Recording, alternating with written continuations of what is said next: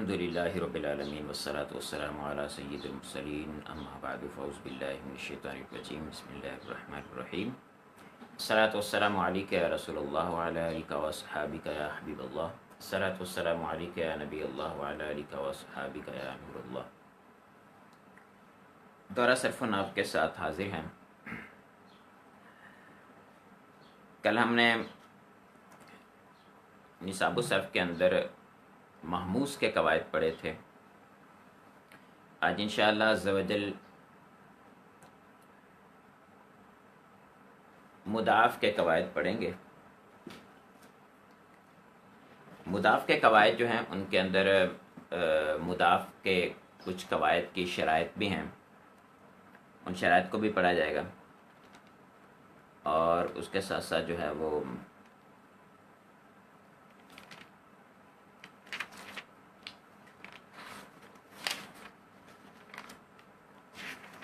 پچھلے قواعد جو ہے ان کو بھی مد نظر رکھنا ہوگا۔ ایک منٹ میں نکال لوں۔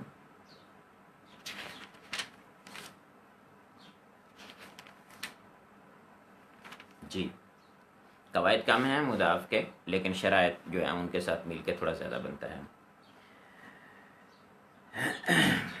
شرائط کے اندر اگر دیکھا جائے تو کچھ شرائط ایسے ہوتے ہیں کہ جو ان کو اگر ملایا جائے تو وہ کم بنتی ہیں، یہاں پر زیادہ تعداد لکھی ہوتی ہے۔ مثال خصوصی طور پر جو شرائط ہیں اجوف کے جو قاعدے ہیں ان کے اندر جو شرائط ہیں وہ ایسی ہیں کہ ان میں سے کچھ شرائط ایسی ہیں کہ جو ایک دوسرے کے ساتھ ملتی جلتی ہیں، اور وہ ایک ہی شرط بننی چاہیے تھی، دو تین شرائط وہاں بنائی گئی ہیں۔ مضاف کے قواعد بیان کر رہے ہیں، کہتے ہیں کسی کلمہ میں ایک جنس کے دو حروف کے اجتماع کے باعث جو شکل پیدا ہوتا ہے اسے درج ذیل قواعد کے ذریعے سے دور کیا جاتا ہے۔ ایک دن پہلے بھی میں نے یہی بات کی تھی کہ ہمارے ہاں جب کسی سیغے کے اندر کوئی تبدیلی ہو جاتی ہے تو اس تبدیلی کے وقوع کی صورت میں جو ایک سیغے سے ایک شکل سے دوسری شکل کے اندر وہ تبدیل ہو جاتا ہے وہ سیغہ، تو وہاں پر ہم کہہ دیتے ہیں کہ اس میں کیا تعلیل ہوئی ہے، جبکہ یہ بات درست نہیں ہے۔ تعلیل جو ہے وہ فقط اس صورت ہوتی ہے جب حرف علت ہو اور حرف علت کی وجہ سے جو شکل پیدا ہو رہا ہو اس شکل کو دور کیا جائے، لیکن حرف علت کے علاوہ کسی اور حرف کے ذریعے سے شکل پیدا ہو رہا ہے، جیسے دو ہم جنس حروف ہیں، ان کی وجہ سے اگر شکل پیدا ہو رہا ہے تو اس شکل کو دور کرنے کے لیے ہم کہتے ہیں اس کو ادغام۔ اور اسی طرح سے اگر حمزاؤں کے اکٹھے ہونے کی وجہ سے شکل پیدا ہو رہا ہے، جوازی صورت ہو یا وجوبی صورت ہو، بہر صورت اس کو ہم تخفیف کہتے ہیں، ٹھیک ہے۔ تو حرف علت والے صورت پہ ہم تعلیل کہیں گے، اس کے علاوہ میں تعلیل نہیں کہیں گے۔ یہ ہمارے ہاں عام طور پر یہ کہا جاتا ہے کہ اس سے تعلیل بیان کرے۔ مثال کے طور پر اگر یمدو دیا ہوا ہے صیغہ تو تب بھی کہتے ہیں کہ اس کی تعلیل بیان کریں، جبکہ کہنا یہ چاہیے کہ یہ اصل میں کیا تھا، ٹھیک ہے، یہ بتائیں کہ یہ اصل میں کیا تھا اور یہ کس قاعدے کے تحت بنا، یعنی یہ شکل ہے اس کی کس قاعدے کے تحت بنی۔ قاعدہ نمبر 1 بیان کر رہے ہیں، کہتے ہیں اگر کلمہ کی ابتدا میں دو حروف ایک جنس کے آ جائیں اور ان کو آپس میں ادغام کرنا جائز ہے، یعنی اگر کلمہ کی ابتدا میں شروع کے اندر دو ہم جنس حروف آ جائیں تو ان دونوں کو آپس میں ادغام کرنا جائز ہے۔ اچھا، یہ ہم نے پیچھے جب صحیح کے قواعد پڑھ رہے تھے جس میں باب افتعال، باب تفاعل اور تفاعل کے قواعد پڑھے تھے، تو اس کے اندر ہم نے یہ دیکھا تھا کہ تفاعل اور تفاعل کے جو قواعد تھے اس میں فا کلمہ کو جب ہم تا کو فا کی جنس سے تبدیل کرتے تھے تو اس وقت ہم ادغام کرتے تھے، تو وہ شروع کے اندر ہی دو ہم جنس حروف آتے تھے جن کو ہم آپس میں ادغام کرتے تھے۔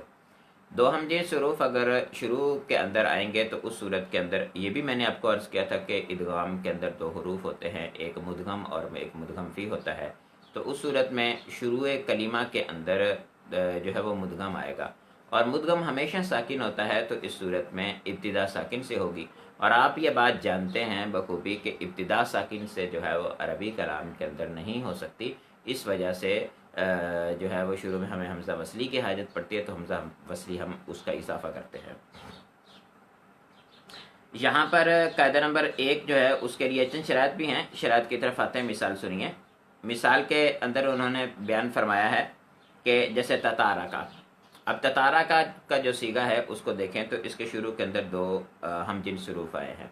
ایک اس میں تا ہے تفاعل کی، اور ایک جو تا ہے وہ اصلی ہے. یہ تارا کا یترکو جو ہوتا ہے نا سیگا، اس سے یہ بنا ہوا ہے.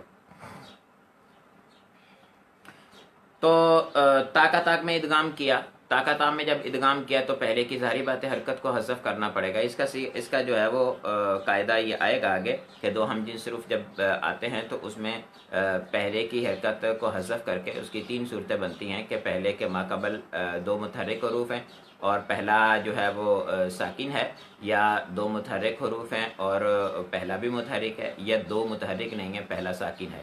ٹھیک ہے، اگر پہلا ساکن ہے تو وہ تو پہلے ہی ساکن ہے، اس میں ادغام کر دیں گے. اگر دو متحرک حروف اور ماقبل ساکن ہے تو اس کی حرکت ماقبل کی طرف منتقل کر دیتے ہیں. اور اگر ایسا ہے کہ دو متحرک حروف ہیں اور ماقبل بھی متحرک ہے تو اس صورت کے اندر پہلے کی حرکت کو گرا دیتے ہیں. یہاں پر دو ہم جنس حروف دونوں متحرک اور پہلا حرف ہے ہی کوئی نہیں، تو اس وجہ سے ہم یہاں پہ کیا کریں گے کہ یہاں پر دو ہم جنس حروف ہیں، اس میں سے پہلے کوئی حرکت نہیں ہے تو پہلے کی حرکت کو حذف کر دیں گے اور پہلے کا دوسرے میں ادغام کر دیں گے. جب ہم ادغام کر دیں گے تو پھر مدغم جو ہے وہ ساکن ہوتا ہے، تو اس وجہ سے ہمیں حمزہ وصلی کی حاجت ہوگی، تو شروع کے اندر ہم حمزہ وصلی کا اضافہ کر دیں گے. تو تتارکا سے اتارکا بن جائے گا. اسی طرح سے تداربا سے اتداربا بن جائے گا. فتداربا سے فتداربا بن جائے گا. یہ بات آپ کو معلوم ہے کہ جب حمزہ وصلی جو ہے وہ کوئی اس سے پہلے کوئی حرف آ جائے تو اس صورت میں حمزہ وصلی کی حاجت نہیں رہتی، تو اس حرف کے ذریعے سے ہم کلام کو مکمل کر لیتے ہیں کیونکہ اب ساکن سے ابتدا نہ رہی. اس ادغام قاعدہ نمبر 1 کا جو ادغام ہے اس کے لیے شرائط بیان کر رہے ہیں، دو شرائط. کہتے ہیں کہ لیکن اس ادغام کے جائز ہونے کے لیے دو شرطیں ہیں. نمبر 1، دونوں ہم جنس حروف ثلاثی مجرد یا رباعی مجرد کے شروع میں نہ ہوں، یعنی مجرد کے صیغوں میں نہ ہوں. کیونکہ مجرد کے صیغوں کے اندر بھی ایسا ہوتا ہے کہ دو تائیں جمع ہو جاتی ہیں، جیسا کہ ہم نے تفاعل کے اندر ہی دیکھا تھا کہ جب علامت مضارع جو ہے وہ بھی تا ہو اور شروع میں جو ہے باپ کی وہ بھی تا آتی ہے تو دو تائیں اکٹھی ہو جاتی تھی. تو اس صورت کے اندر ہم نے کیا کیا تھا؟ اس صورت میں ہم نے یہ کیا تھا کہ ہم ایک تا کو گرانے کے جواز کا کہا تھا کہ ایک تا جو ہے اس کو گرانا جائز ہو جاتا ہے. تو اس کے اندر ادغام نہیں کر بیٹھیں گے ہم. اگر اس کے اندر ادغام ہو جائے گا تو اس صورت میں جو ہے وہ التباس ہوگا اس کا دیگر صیغوں کے ساتھ، تو اس وجہ سے وہاں پر ادغام نہیں کر سکتے. اگر دونوں ہم جنس حروف مضارع کے ابتدا میں ہوں تو ضروری ہے کہ بعد ادغام حمزہ وصلیہ کی ضرورت نہ پڑے، ورنہ ادغام نہیں کیا جائے گا. جیسے تداربا، یہ قاعدہ جو ہے یہ اپنا انہوں نے جو بیان کیا ہے 2 نمبر شرط، یہ شرط درست نہیں ہے، کیونکہ آپ نے ابھی اوپر دیکھا کہ تتارا کا جو تھا اس کے شروع کے اندر دو تائیں آ رہی تھی اور وہاں پر حمزہ وصلی کی حاجت بھی تھی. تو مضارع کے لیے انہوں نے یہ جو بیان کیا ہے کہ جو اس کے شروع میں تا کی حاجت، اس کے شروع میں حمزہ وصلی کی حاجت نہ ہو، تو وہ آپ کو معلوم ہے کہ وہ جو حمزہ وصلی کی حاجت نہ ہونا ہے وہ پچھلا جو صیغہ تھا جب ثلاثی مجرد اور رباعی مجرد کی بات کی تھی تو اس سے بھی جو ہے وہ نکل چکا تھا. ٹھیک ہے. دوسرے شرط کے ذریعے سے انہوں نے وہ جو میں کہہ رہا تھا تدارا وغیرہ ان کو نکالنے کی کوشش کی ہے، اور جو پہلی ہے اس کے شروع میں جیسے تارا کا یترکو ہے تو یترکو تترکو ہو جاتا ہے، تو اس صورت کے اندر جو ہے انہوں نے کہا تھا کہ دو ہم جنس حروف. اب شروع کے اندر مجرد کے لیے دو ہم جنس حروف آ جائیں شروع میں اور وہ بھی متحرک ہوں، ایسا کہاں ہوگا؟ ایسا ہو سکتا ہے کہ مثال ہو اور اس کا جو ہے وہ عین کلمہ مکسور ہو تو تا اور واو جمع ہو جائے تو دونوں متحرک شروع میں جمع ہو جائیں گے، یا پھر اجوف ہو تو اس صورت میں فا کلمہ تا ہو تو جمع ہو سکتے ہیں، یا اس صورت میں ہو سکتا ہے کہ جب رباعی مجرد جو ہے اس کا شروع میں تا ہو. تو ان کو نکالنے کے لیے شرط نمبر 1 اور مضارع جس میں دو تائیں جمع ہوتی ہیں جہاں پر ایک تا کو حذف کرنا جائز ہے وہاں پر اس کو نکالنے کے لیے شرط نمبر 2 کو استعمال کیا. قاعدہ نمبر 2 بیان کر رہے ہیں، کہتے ہیں اگر دونوں ہم جنس حروف متحرک ہوں اور ان کا ماقبل بھی متحرک ہو یا مدہ ہو تو پہلے حرف کی حرکت کو حذف کر کے ادغام کرنا واجب ہے. جیسے مدہ، یہ مادہ دا تھا اصل میں، میم بھی متحرک ہے اور اس کے بعد دو ہم جنس حروف ہے وہ دونوں بھی متحرک ہیں، دال بھی متحرک اور دوسری دال بھی متحرک. تو دو ہم جنس حروف متحرک اور اس کا ماقبل بھی متحرک ہے، تو اس صورت میں ہم پہلے کی حرکت کو حذف کر دیں گے اور پہلے کی حرکت کو حذف کر کے دوسرے کے اندر ادغام کر دیں گے تو مادہ دا سے مدہ بن جائے گا. اسی طرح بیان کر رہے ہیں، کہتے ہیں کہ انہوں نے کہا تھا کہ دو ہم جنس حروف اور اس کا ماقبل مدہ زائدہ ہو. मद्दा ज़्यादा होने का मतलब यह है कि मद्दा भी हो और वो हरफ असली ना हो बल्कि हरफ ज़्यादा हो। तो इस सूरत के अंदर भी इदगाम करना जो है वाजिब होगा। मिसाल के तौर पर हाजा है तो ये असल में हाजाजा था, या इसी तरह से मादुन है तो ये असल में मादीदुन था, इसमें फ़ाइल का सीगा। तो हाजा यू हाजू ये बाबे मुफाला से है तो इसमें भी अलिफ ज़्यादा है, अलिफ मद्दा है, ये ज़्यादा है। और इसी तरह से इसमें फ़ाइल का सीगा हम मादुन करें तो ये भी मादीदुन था, इसमें भी जो है वो अलिफ ज़्यादा है। तो मादीदुन दो हमजिन्स रूफ इकट्ठे हुए दोनों मुतहरिक और उसका माकबल जो है वो मद्दा ज़्यादा है तो पहली हरकत को ज़फ़र किया और दूसरे में इदगाम कर दिया। यहाँ पर वही सवाल कि यहाँ पर ये कहेंगे कि इज्तिमाई साकिनैन हो रहा है कि मद्दा जो है वो हरफ मद्दा भी साकिन है और उसके बाद जो दो हमजिन्स रूफ है उसमें से भी हम पहले को साकिन करते हैं, तो इस सूरत में तो इज्तिमाई साकिनैन आ जाएगा। मैंने आपको अर्ज़ किया था कि इज्तिमाई साकिनैन जो है वो इस सूरत में नहीं आएगा। ना आने की उसकी वजह यह है कि इज्तिमाई साकिनैन की दो किस्में हैं, इज्तिमाई साकिनैन अला हद्दिही और इज्तिमाई साकिनैन अला गैरि हद्दिही। हम ये समझते हैं कि शायद हर तरह का इज्तिमाई साकिनैन जो है वो नाजायज़ होता है, जबकि इज्तिमाई साकिनैन अला हद्दिही जाइज़ और इज्तिमाई साकिनैन अला गैरि हद्दिही जाइज़ होता है। इज्तिमाई साकिनैन अला हद्दिही वो होता है जो हरफ मद्दा और मुदगम के मिलने से होता है, तो ये जायज़ होता है। जिस तरह से हम कहते हैं कि इज़मार कब्ल ज़िक्र, तो इज़मार कब्ल ज़िक्र भी हर सूरत में नाजायज़ नहीं होता ना, इसी तरह से जो होता है ये अपना इज्तिमाई साकिनैन ये भी हर जगह पे नाजायज़ नहीं होता। कि जो है इस्मार कब्ल ज़िक्र वो अगर लफ्ज़न भी हो रुतबतन भी हो तो नाजायज़ होता है, अगर सिर्फ लफ्ज़न हो रुतबतन ना हो तो उस सूरत में नाजायज़ नहीं होता। कायदा नंबर 3 बयान कर रहे हैं, कहते हैं मज़कूरा वाला सूरत में अगर माकबल हर्फ साकिन गैर मद्दा हो तो पहली की हरकत उसकी तरफ मुंतकिल कर देते हैं और उसको उसकी तरफ मुंतकिल करके उसमें इदगाम कर देते हैं। मैंने आपको थोड़ी देर पहले इन्हीं 3-4 कवायद का मजमुआ बयान किया था। मैंने कहा था कि दो हमजिन्स रूफ हों तो अगर पहला साकिन तो दूसरे में इदगाम कर देंगे, दो हमजिन्स रूफ मुतहर्रिक हों तो माकबल को देखेंगे वो मुतहर्रिक है या साकिन। अगर उसका माकबल मुतहर्रिक होगा तो उसकी हरकत पहले हर्फ की हरकत को गिराकर इदगाम कर देंगे, अगर उसका माकबल साकिन होगा तो पहले की हरकत दूसरे की तरफ माकबल की तरफ मुंतकिल करके फिर हम इदगाम कर देंगे। तो कह रहे हैं मज़कूरा वाला सूरतों में यानी जब दो हमजिन्स रूफ मुतहर्रिक हों और उनका माकबल हरफ साकिन गैर मद्दा हो, हरफ साकिन मद्दा ना हो बल्कि हरफ साकिन गैर मद्दा हो, तो उस सूरत में पहले की हरकत माकबल की तरफ मुंतकिल कर देंगे। मद्दा वाली सूरत में माकबल की तरफ मुंतकिल नहीं करेंगे, माकबल की तरफ नकल कर देंगे, नकल करके फिर इदगाम कर देंगे। अब दो हमजिन्स रूफ में से एक साकिन दूसरा मुतहर्रिक हो जाएगा। जैसे यम दूदू है अब दो हमजिन्स रूफ है दोनों मुतहर्रिक और उनका माकबल मीम जो है वो साकिन है, तो इस सूरत के अंदर मद्दा यमुद्दू से ये मफूल का सीगा है, मद्दा यमुद्दू से ये मुजारे का सीगा है यमदुदू। तो इस सूरत के अंदर हम मीम की जो पहले दाल की हरकत है उसको मीम की तरफ मुंतकिल कर देंगे और फिर उसके बाद इदगाम कर देंगे तो ये यमुद्दू बन जाएगा। और इसी तरह से यफिर्रू है तो ये यफरीरू था असल में, पहले रा की हरकत माकबल की फ़ा की तरफ मुंतकिल की और इसके बाद इदगाम किया तो यफिर्रू हो गया। यमस्सू से यमससू से यमस्सू हो गया। कायदा नंबर 4 बयान कर रहे हैं, कहते हैं अगर दो हमजिन्स हुरूफ और हम मखरज हुरूफ में से पहला हर्फ साकिन गैर मद्दा हो तो पहले हर्फ का दूसरे में इदगाम कर देना वाजिब है। ये तीसरी सूरत जो मैंने आपको बयान की थी। जैसे मद दून है तो इस सूरत में दो हमजिन्स हुरूफ इकट्ठे और पहला पहले से ही साकिन है तो हमें माकबल की तरफ हरकत को मुंतकिल करने या उसको गिराने की हाजत नहीं पड़ेगी, बल्कि इसी तरह से उसको हम जो है वो इदगाम कर लेंगे। तो मददुन से मद्दुन हो जाएगा।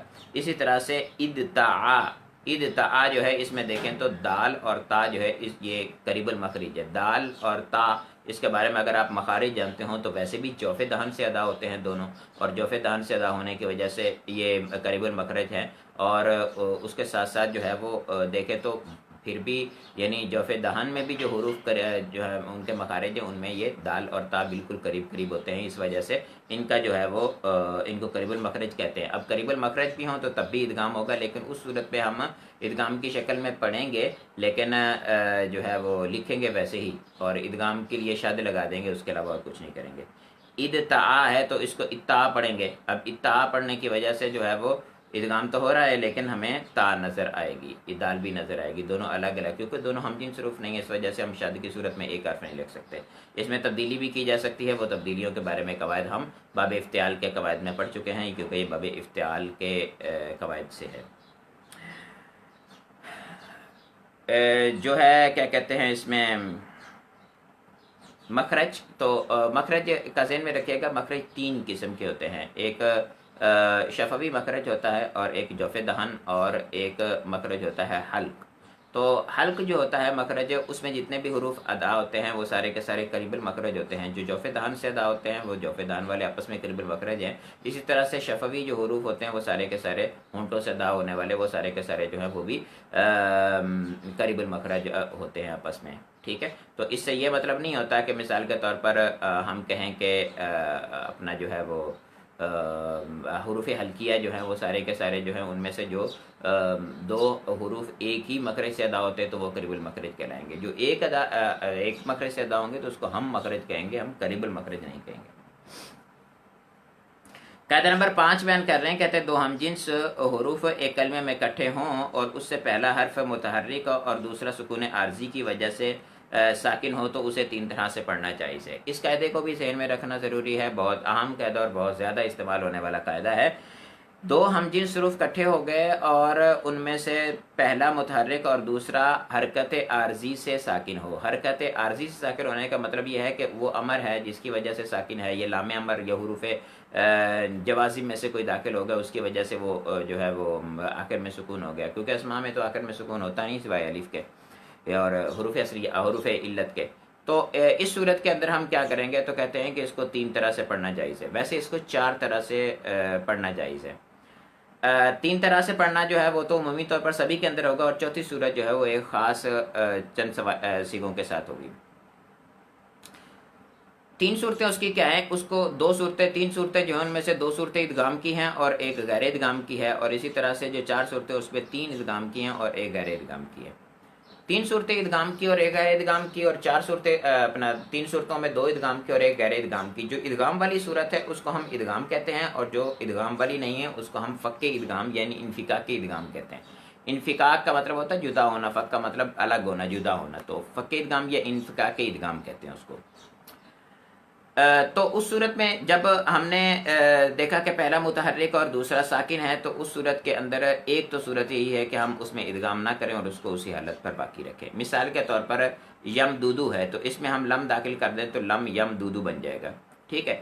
اب لم یم دودو ہونے کی وجہ سے، لم یم دودھ ہونے کی وجہ سے اب دیکھیں دوسرا ساکن ہے تو پہلے کو بھی ساکن کر دے تو اجتماعی ساکن ہو جائے گا اس وجہ سے، اور یہ لا حدی بھی نہیں ہے، لا غیر حدی تو نجائز ہو جائے گا، اس وجہ سے ہم اس میں ادغام نہیں کر سکتے، ایک صورت۔ دوسری صورت یہ ہے کہ ہم اس طرح سے کریں کہ یہاں پہ جو پہلا حرف ہے اس کی حرکت کو ماقبل کی طرف منتقل کر کے اس کو ساکن کریں اور دوسرے کو ہم متحرک کریں۔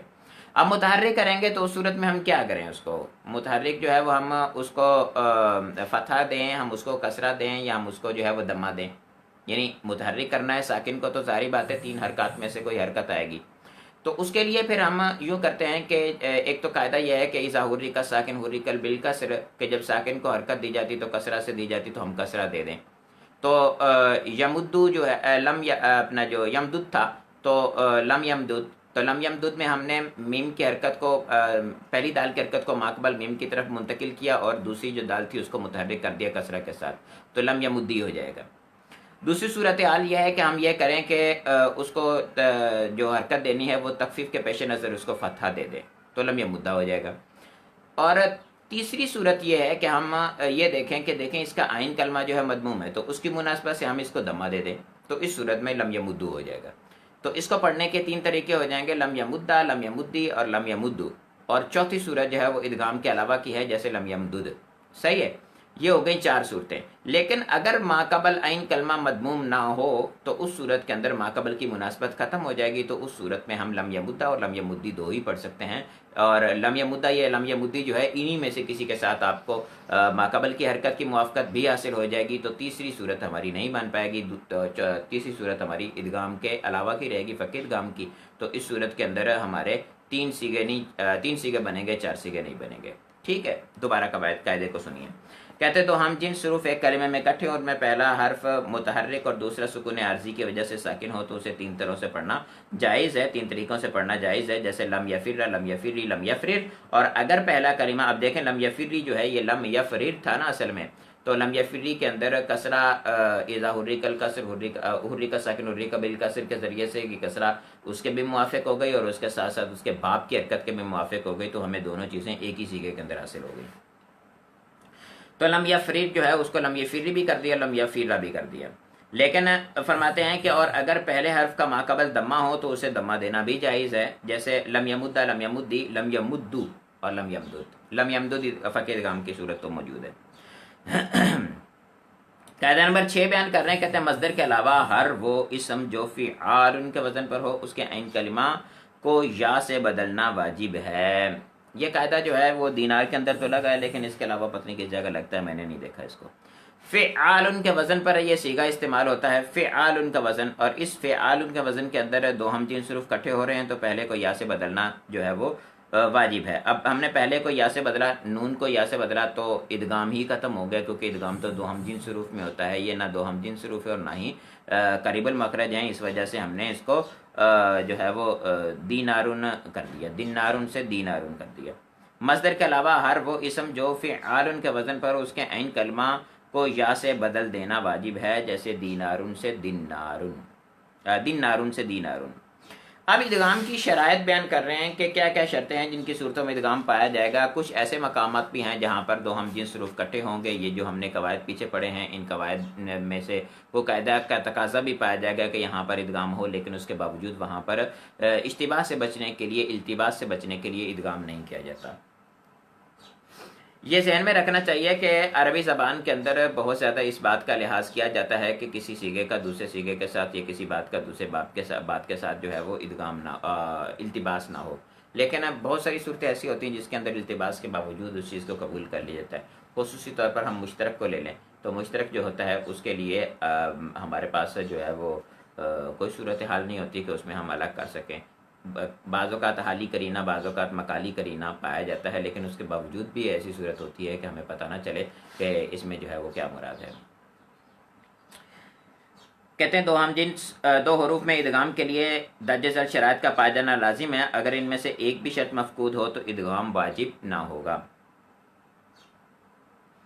اچھا، یہ جو صورتیں وہ بیان کر رہے ہیں، کہتے ہیں کہ ان میں سے کوئی پائی جائے گی تو اس صورت میں ادغام واجب نہیں ہوگا. ادغام واجب نہ ہونے کا مطلب ہے کہ بعض صورتوں میں جائز ہو جائے گا، بعض صورتوں میں ممنوع ہو جائے گا. فرماتے ہیں کہ ان دونوں حروف میں سے پہلا حرف مدغم فی ہو، یعنی پہلا حرف مدغم فی ہوگا تو اس صورت میں اس کو متحرک ہونا ضروری ہے نا، کیونکہ مدغم اور مدغم فی میں سے دونوں ہی اگر ساکن ہو گئے تو پھر تو ہم تلفظ ہی نہیں کر سکیں گے اجتماعی ساکنین کی وجہ سے.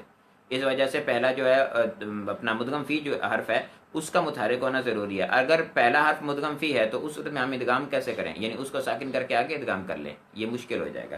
اس وجہ سے ہم اس میں ادغام نہیں کر سکتے. مثال دے رہے ہیں جیسے حبابا، حبا جو ہے اس کو باب تفعیل پہ لے کے جائیں تو اس صورت میں حبابا بنے گا. دو ہم جنس حروف تو اکٹھے ہو رہے ہیں لیکن پہلا جو ہے وہ مدغم فی ہے، تو پہلا مدغم فی ہونے کی صورت میں ادغام جو ہے وہ ممنوع ہو جائے گا. اس کے بعد بیان کر رہے ہیں، کہتے ہیں ان میں سے کوئی حرف الحاق کے لیے زائد نہ ہو.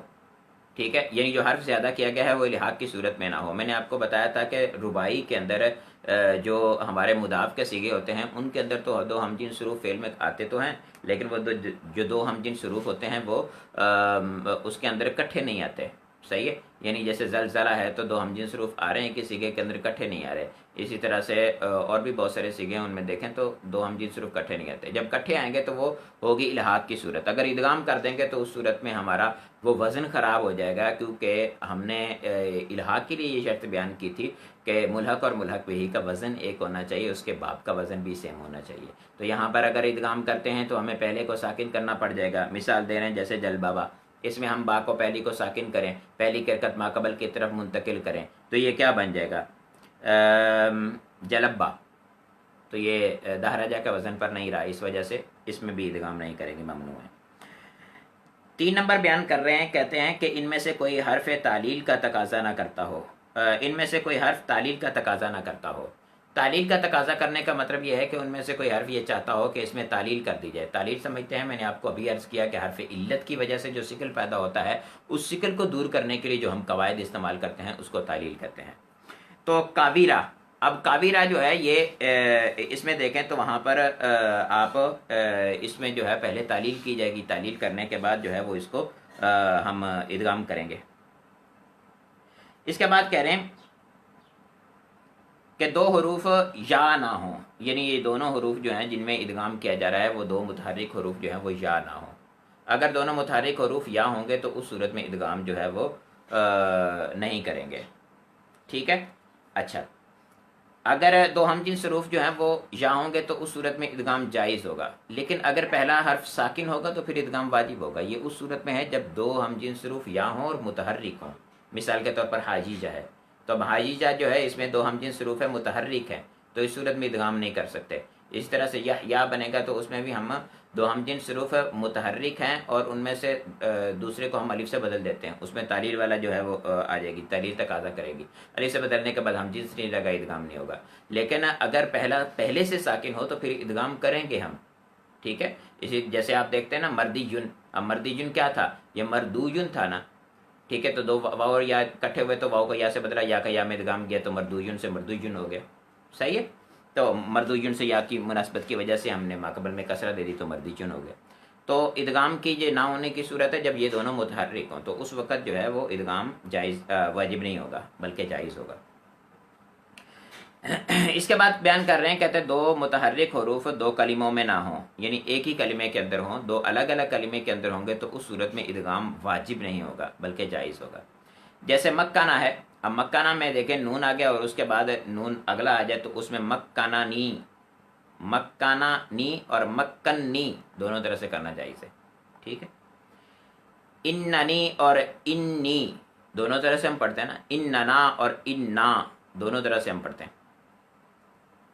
اس کے بعد فرما رہے ہیں کہ دونوں میں سے اول حرف باب افتعال کی تا نہ ہو. جیسے اقتتلا ہے تو اقتتلا کے اندر دیکھیں تو باب افتعال کی پہلا حرف جو ہے وہ تا ہے، تو اس صورت میں ادغام جو ہے واجب نہیں رہے گا بلکہ جائز ہوگا. آپ اس کو الگ بھی پڑھ سکتے ہیں اور اس صورت میں آپ ادغام کر کے بھی پڑھ سکتے ہیں، یعنی اقتتلا کو اقتتلا بھی پڑھ سکتے ہیں اور اسی صورت میں اسی طرح سے قتلا بھی پڑھ سکتے ہیں. ایک اور صیغہ بھی یہاں ہم نے پیچھے پڑھا تھا، اسی سے مناسبت رکھنے والا تھا. اس کے بعد بیان کر رہے ہیں کہ دو حروف باب افعلال کی واو نہ ہوں. جیسے باب افعلال کی واو نہ ہوں، جیسے ارعواوا. اب اس صورت میں جو ہے وہ ارعواوا جو ہے اس میں دوسرے میں ہم تعلیل کریں گے اور تعلیل کر کے اس کو الف سے تبدیل کر دیں گے، ارعوا بن جائے گا. اب جب ارعوا بن گیا تو اس صورت کے اندر تو ادغام ہو ہی نہیں سکتا پھر. ٹھیک ہے. پھر 8 نمبر بیان کر رہے ہیں، کہتے ہیں دونوں حروف میں سے دوسرے کی حرکت عارضی نہ ہو. جیسے اردود ہے. اب اردود ہے تو اس صورت کے اندر ہم آگے جو ہے وہ ملانے کے لیے اردودی قوم کے ساتھ ملانے کے لیے ہم دال کو حرکت دیں تو یہ حرکت عارضی ہوگی. ویسے اس کا سکون بھی عارضی تھا، امر ہے نا، سکون بھی عارضی تھا اور حرکت بھی عارضی ہے. تو اس صورت کے اندر ہم آگے ملانے کے لیے جو حرکت دے رہے ہیں، دو ہم جنس حروف میں متحرک تو نظر آ رہے ہیں، تو اس صورت میں ادغام جو ہے وہ جائز ہوگا، واجب نہیں ہوگا. یہ وہی صورت بن جائے گی پیچھے ہم نے جو یہ مدعا والی پڑھی ہے. اس کے بعد بیان کر رہے ہیں، کہتے ہیں ادغام کی وجہ سے کسی دوسرے قیاسی وزن سے التباس نہ ہو. جیسے کو ویلا ہے. اب کو ویلا جو ہے اس میں دیکھیں تو ہم جنس حروف آ رہے ہیں اور دونوں جو ہیں وہ اپنا ان میں سے پہلا ساکن بھی ہے، تو اس صورت میں ہمیں کو ویلا کر دینا چاہیے، لیکن کو ویلا کریں گے تو باب تفعیل کی ماضی کو ویلا کے ساتھ اس کی اشتباہ ہو جائے گا. اس وجہ سے کو ویلا کو باقی رکھیں گے. یہ کو ویلا باب مفعلہ جو ہے باب مفعلہ کا مجہور ہے، یعنی قابلہ سے کو ویلا بنا ہے. اس میں واو ماقبل مضموم الف سے بدل گیا، الف ماقبل مضموم واو سے تبدیل کی گئی ہے. یہ ہمارے جو ہیں وہ اس کے قواعد مکمل ہوئے. میں نے گردانوں کے حوالے سے تو پہلے بھی آپ کو کہا تھا ایک مرتبہ کہ گردانے جو ہیں ان کی پریکٹس انشاءاللہ عزوجل ہم آخر میں کریں گے اور آخر کے اندر بھی تفصیل انشاءاللہ اس کی پریکٹس کریں گے. ابھی ہم گردانے نہیں پڑھیں گے، صرف قواعد پڑھیں گے اور قواعد کو ذہن میں رکھیے. قواعد کے حوالے سے کسی قسم کا آپ کے ذہن میں سوال ہو تو وہ ضرور آپ پوچھا کریں. آج ہم نے ناو کے اندر جو ہے وہ حرف مشبہ بالفعل کے بارے میں پڑھنا ہے. حروف مشبہ بالفعل عربی کے اندر بہت زیادہ استعمال ہونے والے حروف میں سے ایک ہیں. حروف مشبہ خصوصی طور پر انا اور انا جو ہیں یہ بہت زیادہ استعمال ہوتے ہیں. لکنا بھی استعمال ہوتا ہے لیکن انا اور انا کے بنسبت کم. کانا تو بہت کم استعمال ہوتا ہے. لیتا اور لالا جو ہیں یہ بھی دونوں بہت کم استعمال ہوتے ہیں. حروف مشبہ بالفعل کا بیان کر رہے ہیں، کہتے ہیں حروف مشبہ بالفعل یہ 6 حروف ہیں: انا، انا، کانا، لکنا، لیتا اور لالا. ان کے استاد صاحب نے معنی بھی بیان کیے ہیں. انا کا معنی ہوتا ہے بے شک اور انا کا معنی ہوتا ہے کہ، کانا کا معنی گویا، لکنا کا معنی لیکن، لیتا کا معنی کاش، لالا کا معنی شاید. ان معنی کو بھی ذہن میں رکھا جا سکتا ہے اور اس کے علاوہ بھی آپ یہ ذہن میں رکھ سکتے ہیں کہ اس کے علاوہ بھی اس کے یعنی ان کے اپنی اصلی معنی ہیں جو ہم ابھی اس کے اندر ہی کتاب کے اندر ہی پڑھتے ہوئے بیان کریں گے، لیکن یہ ابتدائی طلبہ کے لیے بیان کیے جاتے ہیں۔ انا کا معنی بے شک ہوتا ہے، ٹھیک ہے۔ انا اصل میں تاکید کے لیے آتا ہے، تو انا تاکید کے لیے آتا ہے تو بے شک کا معنی دے دیتے ہیں اس کو ہم۔ اور انا جو ہوتا ہے یہ اصل میں تاکید اپنا اس کے لیے کہ معنی دینے کے لیے نہیں آتا، بلکہ اس کو جو ہے ہم مصدریہ بھی کہتے ہیں، حرف مصدر بھی کہتے ہیں کہ انا جو ہوتا ہے یہ جس طرح سے جملہ فعلیہ ہو اس میں ماضی یا مضارع ہوتا ہے، تو اس میں ہم ما مصدریہ کے ذریعے سے یا ان مصدریہ کے ذریعے سے اس کو مصدر کے معنی میں کر سکتے ہیں۔ اسی طرح سے جو جملہ اسمیہ ہوتا ہے اس کو مصدر کے معنی میں کرنا ہو اگر ہم نے، تو اس کے لیے ہمیں انا کی حاجت پڑتی ہے۔ تو وہاں پر کہ وغیرہ بعض اوقات لگتا ہے، بعض اوقات نہیں بھی لگتا، آپ یہ ذہن میں رکھیے، وہاں پر ہم اس کو مصدر کے معنی میں کرنے کے لیے انا کو لے کے آتے ہیں۔ تیسرا کام گویا، کاننا جو ہے گویا، کاننا کا معنی جو ہوتا ہے یہ تشبیہ کا ہوتا ہے، یہ تشبیہ کے لیے آتا ہے۔ کسی مقام پر یہ گویا کا معنی دیتا ہے، کسی مقام پر نہیں بھی دیتا، لیکن یہ بات آپ ذہن میں رکھیے کہ یہ کاننا جو ہوتا ہے یہ تشبیہ کے لیے آتا ہے۔ لکنہ جو ہوتا ہے یہ ماقبل کلام کے اندر پیدا شدہ وہم کو دور کرنے کے لیے آتا ہے، یعنی اس کی کام کو ہم استدراک کہتے ہیں، تو استدراک کے لیے آتا ہے۔ لکنہ جو ہوتا ہے یہ ماقبل کلام کے اندر پیدا شدہ وہم کو دور کرنے کے لیے آتا ہے، تو اس میں بعض اوقات ہم اس کی جگہ پہ لیکن استعمال کرتے ہیں، بعض جگہ پہ ہم بلکہ استعمال کرتے ہیں، ہر جگہ پہ ہم لیکن استعمال نہیں کرتے۔ اس وجہ سے یہ بھی ذہن میں رکھنا چاہیے اس کا ہمیشہ معنی لیکن نہیں ہوتا۔ لیتا کاش کے معنی کے لیے آتا ہے، لیتا تمنا کے لیے آتا ہے، کسی چیز کی بھی ہم تمنا کریں تو اس کے لیے ہم لیتا کو استعمال کرتے ہیں، وہاں کاش بعض اوقات استعمال ہوتا ہے، بعض اوقات نہیں ہوتا۔ اسی طرح سے لعلہ جو ہے یہ شاید کے معنی میں استعمال ہوتا ہے، اور لعلہ یعنی ترجیح امید کے لیے استعمال ہوتا ہے۔ کبھی ہم امید کا لفظ استعمال کرتے ہیں، کبھی ہم شاید کا لفظ استعمال کرتے ہیں، اور بعض مقامات پر ہم تاکہ کا لفظ بھی استعمال کرتے ہیں اس کے لیے۔ قواعد و فوائد بیان کر رہے ہیں، کہتے ہیں یہ حروف جملہ اسمیہ پر داخل ہو کر مبتدا کو نصب اور خبر کو رفع دیتے ہیں۔ آپ ان باتوں کو یاد رکھتے رہیں، پیچھے ہم نے جو ہے وہ ابھی جیسے حروف مشبہ بالفعل کے بارے میں پڑھ رہے ہیں، اور اس کے بعد جو ہے وہ لائے نفی جنس ہے، پھر افعال ناقصہ وغیرہ آ رہے ہیں، تو یہ سب عوامل آ رہے ہیں۔ ان عوامل کو ہم پڑھتے جائیں، ان میں سے کون کون سے رفع کے عامل اور کون کون سے نصب کے عامل آ رہے ہیں۔ یہ سارے رفع نصب کے عامل آ رہے ہیں، اور جر کا عامل جو ہے وہ حرف جار ہے، وہ اس کا تذکرہ پیچھے گزر چکا ہے۔ حرف جار جو ہے وہ اضافت کی صورت میں ہو، اور اضافت لفظ اضافت مانویہ ہو یا اضافت غیر مانویہ ہو، یعنی اس میں اضافت اصطلاحی جو مانوی ہوتی ہے وہ ہو، یا حرف جار جو ہے وہ ظاہر ہو، یعنی مقدر ہو یا ظاہر ہو، دونوں صورتوں میں حرف جار ہی جر دیتا ہے۔ تو کہہ رہے ہیں کہ یہ جملہ اسمیہ پر داخل ہو کر مبتدا کو نصب اور خبر کو رفع دیتے ہیں، یعنی جو جملہ اسمیہ میں مبتدا بن رہا تھا اس کو یہ داخل ہونے کے بعد نصب دے دیں گے، جو جملہ اسمیہ کے اندر خبر بن رہا تھا اس کو یہ داخل ہونے کے بعد جو ہے وہ نصب رفع دے دیں گے، مبتدا کو نصب اور خبر کو رفع دے دیں گے۔ اچھا، اس صورت کے اندر ہم جو اس کا مبتدا ہوگا اس کو ہم اس کا اسم کہیں گے، مبتدا کو اس کا اسم کہہ دیں گے، یعنی اگر انا داخل ہو تو ہم کہیں گے یہ انا کا اسم ہے، انا داخل ہوگا تو ہم کہیں گے انا کا اسم ہے، کانا داخل ہوگا تو ہم کہیں گے کانا کا اسم ہے، لکینہ داخل ہوگا تو ہم کہیں گے یہ لکینہ کا اسم بن رہا ہے۔ اور خبر کو ان کی خبر کہیں گے، یعنی خبر کو کہیں گے کہ یہ انا کی خبر بن رہی ہے، لاللہ کی خبر بن رہی ہے، لیتا کی خبر بن رہی ہے۔ مثال دے رہے ہیں، جیسے انا زیدن عالم کے بے شک زید عالم ہے، تو اس مثال کے اندر زید جو ہے یہ اصل میں انا کو ہم ہٹائیں تو یہ زید عالم تھا، اور اس پر جب انا داخل ہوا تو یہ انا زیدن عالم بن گیا، کہ پہلا مبتدا تھا دوسرا خبر تھا، تو پہلے کو نصب اور دوسرے کو رفع دینا جو ہے واجب ہوا تھا۔ تو اس صورت میں جو انا کی وجہ سے، تو اس صورت میں ہم زید کو انا کا اسم اور عالم کو انا کی خبر کہیں گے۔ حروف مشبہ بالفعل کی خبر اگر مفرد ہو یعنی جملہ نہ ہو تو اس کا واحد تثنیہ اور یا جمع ہونے میں اور مذکر یا مؤنث ہونے میں اس کے اسم کے مطابق ہونا ضروری ہے، جیسے ان بکرن شاعر، ان ہندن شاعرۃ، ان الولدین لائبان، ان البنتین نائمتان۔ ان مثالوں میں دیکھیں، بکر شاعر، ہند شاعرۃ، الولدان لائبان، البنتان نائمتان تھے۔ ان پر جب ہم نے انا کو داخل کیا تو اس صورت میں پہلا جو ہے وہ یہ اصل میں حقیقت میں مبتدا خبر تھے، اور مبتدا خبر کے لیے ہم جملہ اسمیہ کے اندر پڑھ کے آئے ہیں کہ ان کے اندر ان میں مناسبت ضروری ہوتی ہے، تو وہی مناسبت جو ہے وہ یہاں پر بھی پائی جائے گی کہ جب خبر جو ہے وہ اس میں مشتق ہوگی تو واحد تثنیہ جمع کے اندر اس میں مناسبت ضروری ہوگی، مذکر مؤنث کے اندر مناسبت ضروری ہوگی۔ انا بکرن شاعر کہ بے شک بکر شاعر ہے، انا ہندن شاعرتن بے شک ہندہ جو ہے ہند جو ہے وہ شاعرہ ہے۔ اب بکر مذکر تھا تو شاعر مذکر، بکر واحد تو شاعر واحد، ہند مذکر مؤنث تو شاعرہ مؤنث، اور ہند جو ہے وہ واحد تو شاعرہ واحد ہے۔ والدین جو ہے یہ مذکر ہے تو لائبانی مذکر ہے، والدین تثنیہ ہے تو لائبین بھی تثنیہ، بنتان مؤنث تو نائماتان بھی مؤنث، بنتان تثنیہ تو نائماتان بھی تثنیہ آ رہی ہے۔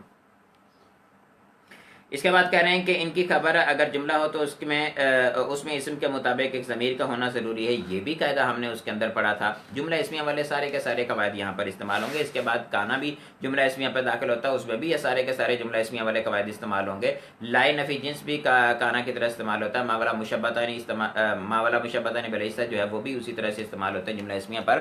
تو جملہ اسمیہ کے جو قواعد ہیں وہ سارے کے سارے یہاں پر بھی اپلائی ہوں گے۔ تو جو جملہ اسمیہ کے قواعد ہیں ہم نے جملہ اسمیہ کے سبق کے اندر پڑھ لیے تھے، اگر کسی نے نہیں پڑھے تو اس سبق کو نکال کے وہ دیکھ سکتے ہیں۔ بقیہ تفصیل جو ہے وہ یہاں پر ہم جو اس سبق کے ساتھ ریلیٹڈ ہوگی اس کو بیان کریں گے۔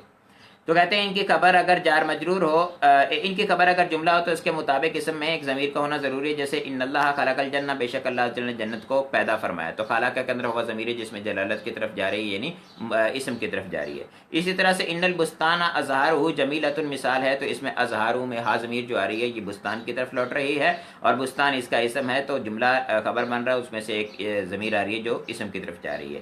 اس کے بعد بیان کر رہے ہیں، کہتے ہیں اگر اس کی خبر جار مجرور ہو تو اسے ایسے فعل یا شبہ فعل معذوف کے متعلق کریں گے جو واحد تثنیہ جمع تذکیر و تانیث میں اسم کے مطابق ہوگا۔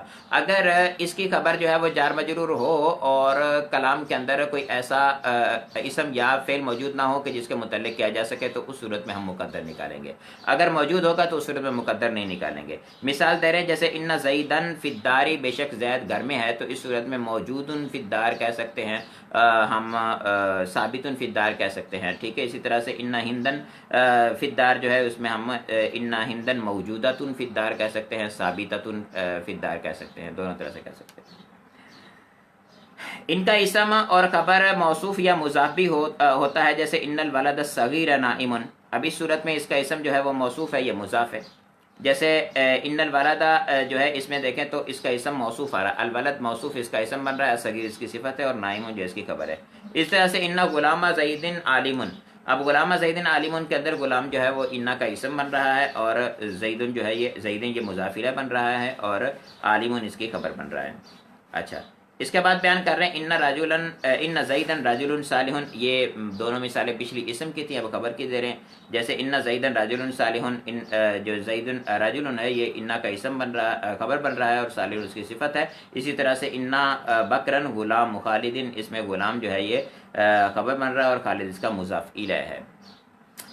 6 نمبر قاعدہ بیان کر رہے ہیں، کہتے ہیں کبھی ان حروف کے ساتھ لفظ ما آ جاتا ہے جو ان کے عمل کو روک دیتا ہے، اس ما کو ما کافہ کہتے ہیں، اور اس صورت میں یہ فعل پر بھی آ سکتا ہے، جیسے انما جاء خالد، استاد فرما رہے ہیں اسے ما کافہ کہتے ہیں۔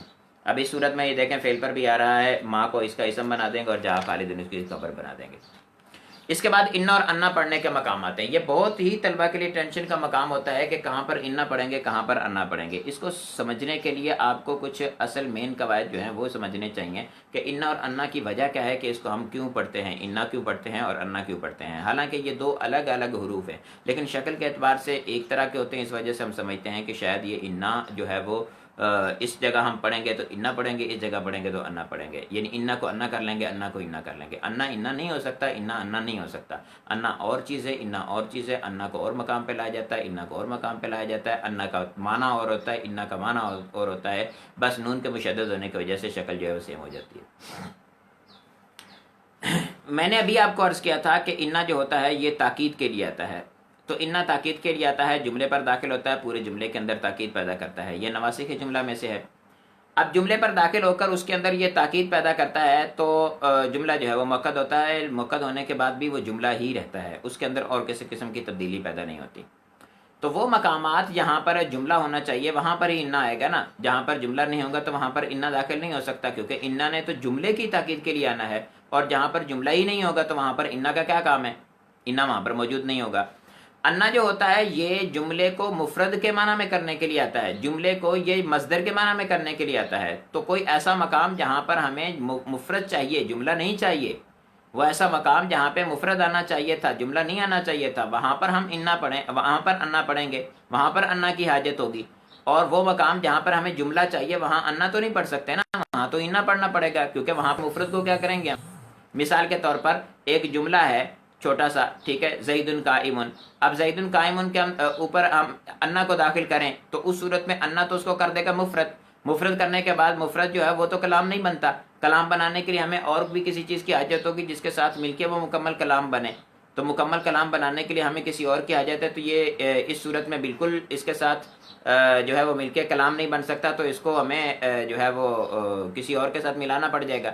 یہی صورتحال تو ہو تو اس صورت میں ہم کہتے ہیں کہ یہاں پر انا لایا جا سکتا ہے، انا لایا نہیں جا سکتا. تو یہ مطلب کہ انا پڑھا جائے گا یا انا پڑھا جائے گا، یہ مطلب نہیں ہے. بلکہ حقیقت کے اندر مسئلہ یہ ہے کہ وہاں پر ہم اس کے لیے حرف جو لے کے آئیں گے اس کے ساتھ وہ انا ہی لائیں گے، انا لا ہی نہیں سکتے. انا لائیں گے، انا لا ہی نہیں سکتے. لیکن وہ مقام جہاں پر جملہ ہونا چاہیے، مثال کے طور پر جو فعل ہوتا ہے اپنا قال یقول، قال یقول جو فعل ہوتا ہے، اس قال یقول فعل کے اندر آپ یہ بات جانتے ہیں کہ اس کا مقولہ جو ہوتا ہے وہ جملہ فعلیہ ہوتا ہے، جملہ ہوتا ہے، یعنی مفرد نہیں ہوتا. جب اس کا جو ہے وہ اپنا مقولہ جو ہے وہ جملہ ہوتا ہے تو اس صورت کے اندر اس کا مقولہ مفرد آ ہی نہیں سکتا. تو اس صورت کے اندر ہمیں باہر صورت یعنی لازمی طور پر کھائی نہ کھائی یہی کرنا پڑے گا کہ وہاں پر ہم مفرد کو لے کے آئیں. 1 منٹ انتظار کیجیے گا.